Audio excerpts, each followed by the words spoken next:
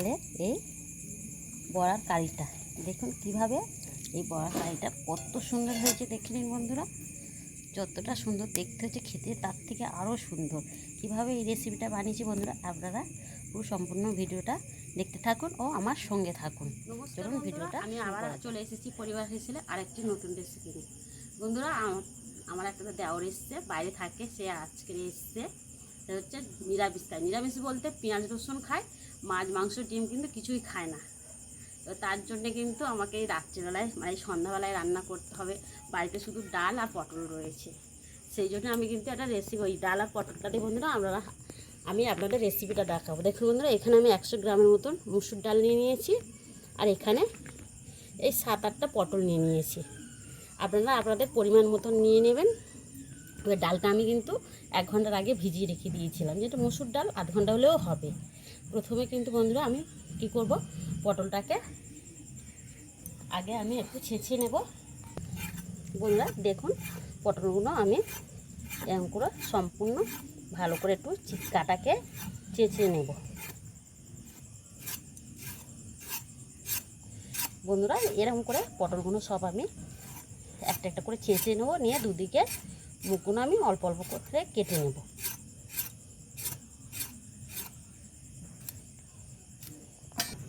না বন্ধুরা দেখুন, পটলগুলো আমি চেঁচে ভালো করে ধুয়ে নিয়েছি 2-3 বার ধরে। আর এখানে নিয়েছি আমি একটা থালা, আর এখানে নিয়েছি একটা গ্রেট করা মেশিন। প্রথমে বন্ধুরা আমি এটা মেশিন দিয়ে আমি কিন্তু পটল কটা সব গ্রেট করে নেব।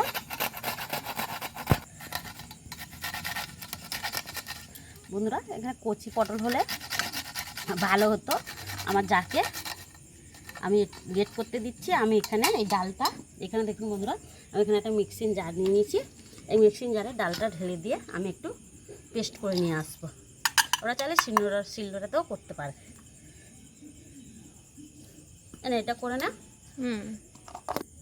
বন্ধুরা, দেখুন পটলটা গ্রেট করা হয়ে গেছে, আর এদিকে ডালটা দেখুন মিহি একদম পেস্ট করে নিয়ে এসেছি।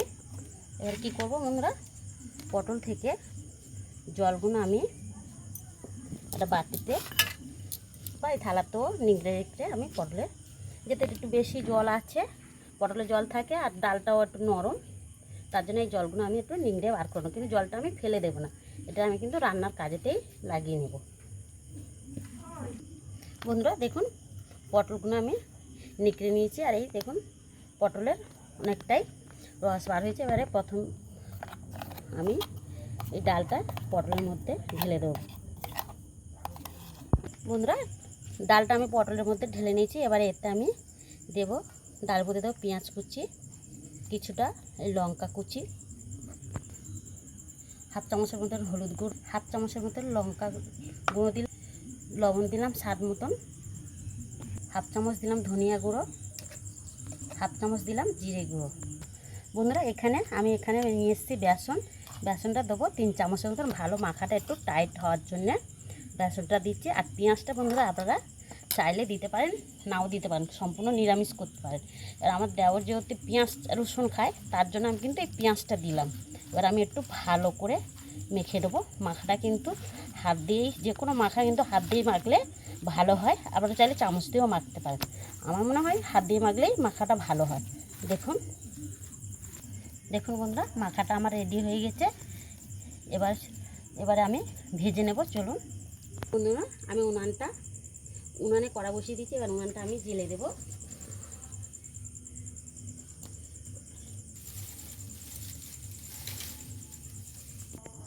বন্ধুরা উনুনটা আমি জেলে দিয়েছি, মানে কড়াটা আমার গরম হয়ে গেছে। এবার কড়াতে দেবো আমি সাদা তেল।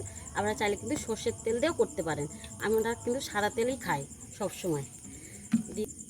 বন্ধুরা তেলটা দেখুন আমার গরম হয়ে গেছে। এবার এর থেকে একটু করে ডো নিয়ে এরকম চেপে চেপে একটু বড়ার আকারে দিয়ে দিতে হবে। দেখুন এরকম করে আমি সবগুলো দিয়ে দেবো।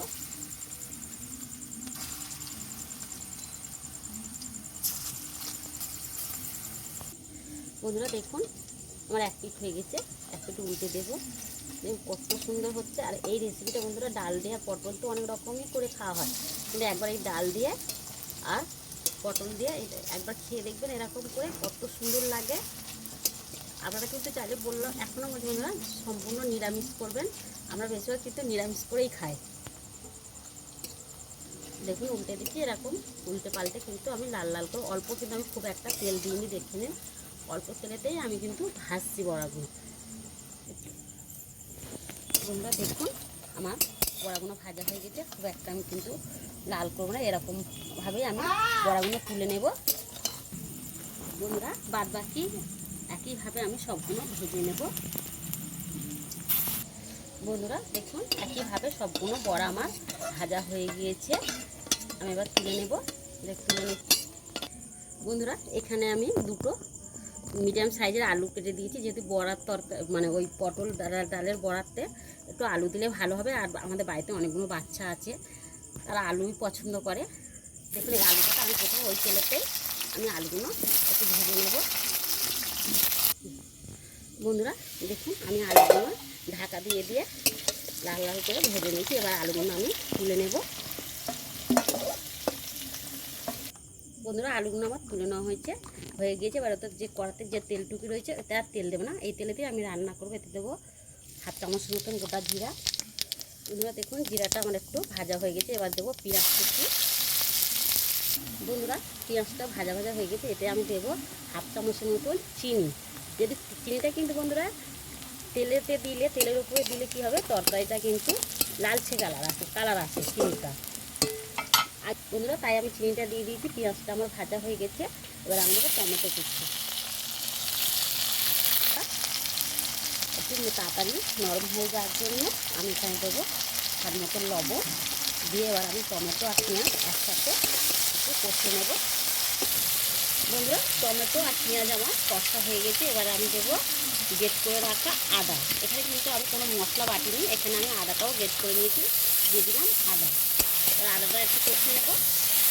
বন্ধুরা আদাটাও আমার ভাজা হয়ে গেছে, এবার দেবো হাফ চামচের মতন হলুদ গুঁড়া, হাফ চামচের মতন লঙ্কা গুঁড়া, হাফ চামচের মতন জিরে গুঁড়ো, হাফ চামচের মতন ধনিয়া গুঁড়ো।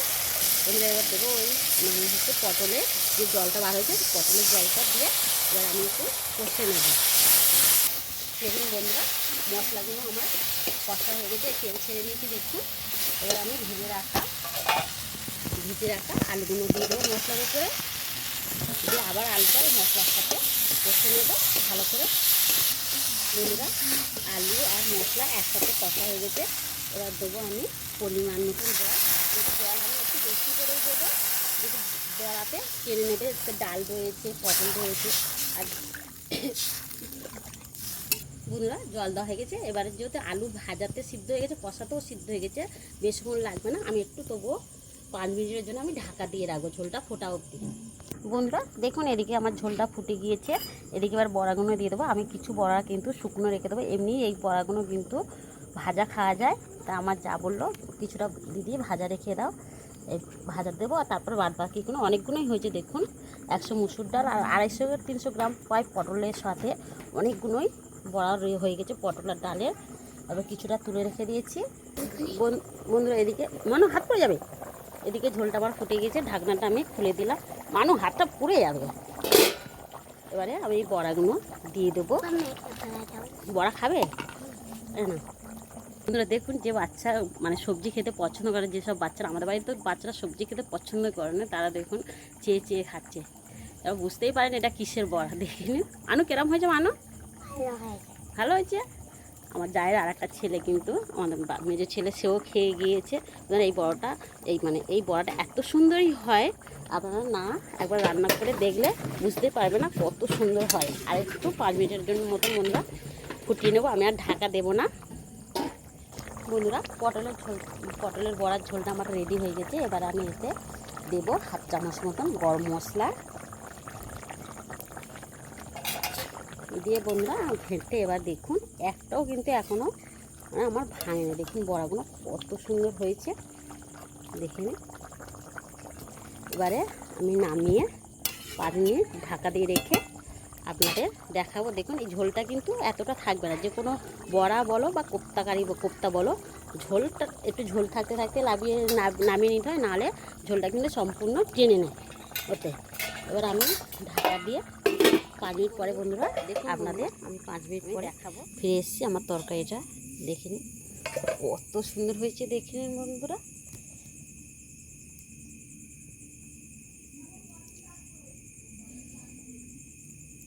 বন্ধুরা আমার এই পটল আর ডালের রেসিপিটা যদি আপনাদের ভালো লাগে অবশ্যই আপনারা একবার হলেও বাড়িতে এরকম বানিয়ে খেয়ে দেখবেন। আর আমার চ্যানেলটাকে লাইক শেয়ার কমেন্ট করবেন। যে সকল বন্ধুরা এখনও আমার চ্যানেলটাকে সাবস্ক্রাইব করেনি অবশ্যই আমার চ্যানেলটাকে সাবস্ক্রাইব আমার পাশে থাকবেন। আজকের এই অবধি, আবার দেখা হবে নতুন রেসিপি নিয়ে। ভালো থাকবেন, সুস্থ থাকবেন, নমস্কার।